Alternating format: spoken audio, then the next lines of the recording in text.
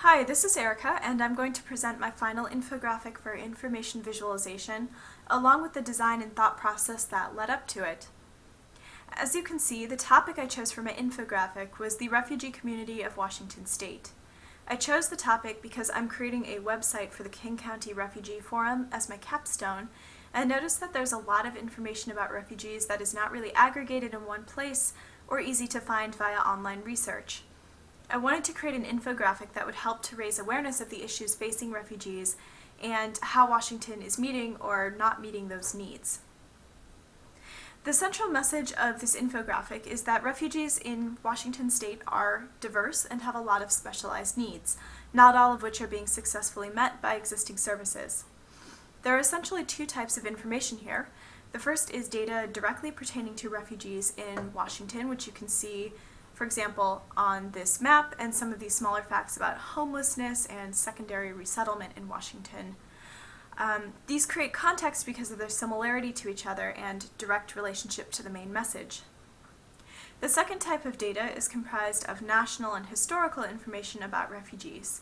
This creates context by providing general background information on the issue that is related but does not directly pertain to the central message.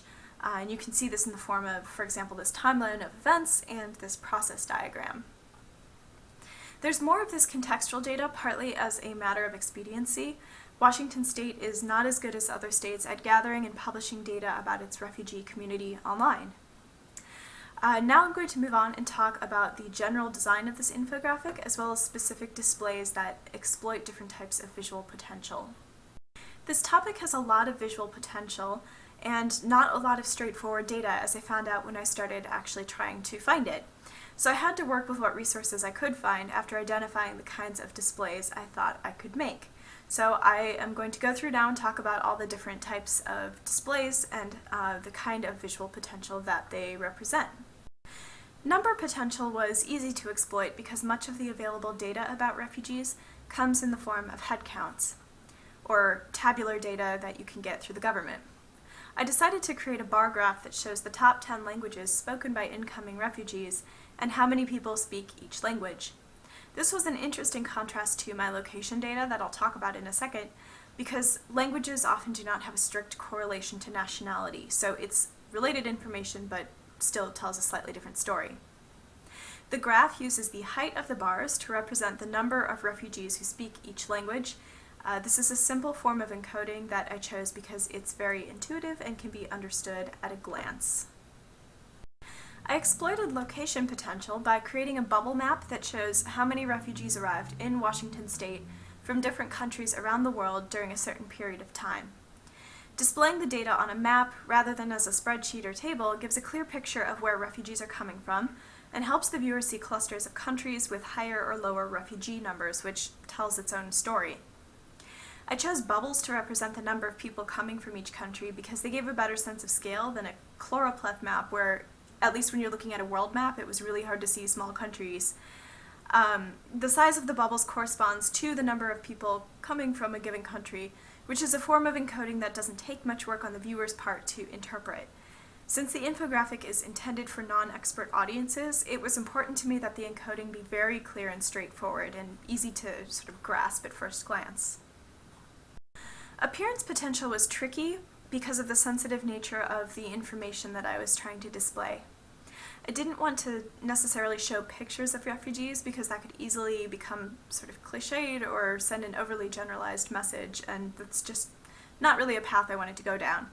Instead, I took a cue from my models and chose to use icons to represent different entities and services that refugees encounter in the United States upon arrival.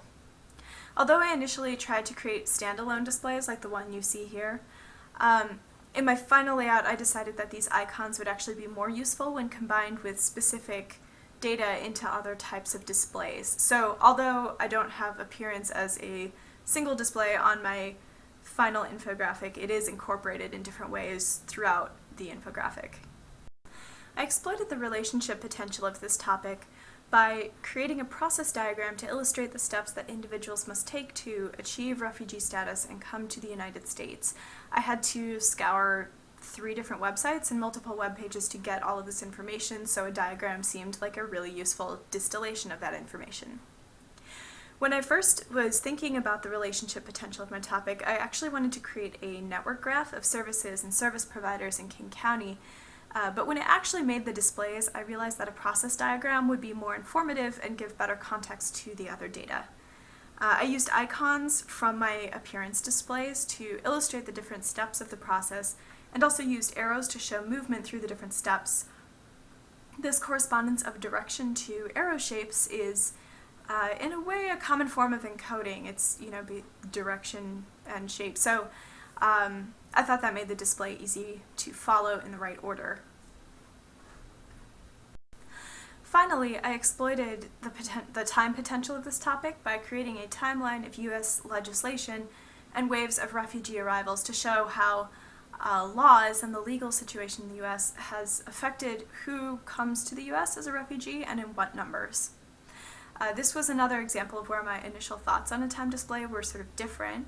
Originally, I wanted to show arrival data broken down by month to show how the sequester actually affected how many people were coming to the U.S.